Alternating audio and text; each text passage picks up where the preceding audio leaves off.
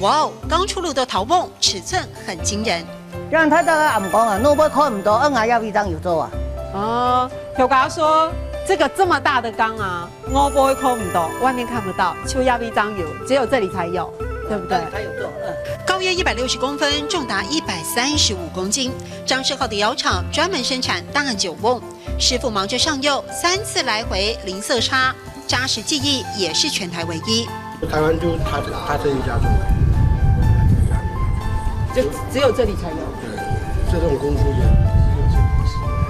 一口大瓮得分5个阶段进行，这下手轻重、厚薄拿捏，却在老师傅手掌间。因为这个土是软的，你看，这个很软的。对，你技术不到家，它接它就垮掉了，它会垮掉。那怎么样它不会垮掉？那就是技术啊。和日式手拉胚不同，张世浩师承福州，手挤形塑的陶瓮，体型不受限，是酿酒的最佳容器。全国麦局从开始做小的嘛，后来小的搬运不方便嘛，都一直设计一直在大，就50公升的啊，个150的，后来250，现在做到500，一直在做大，因为搬运方便。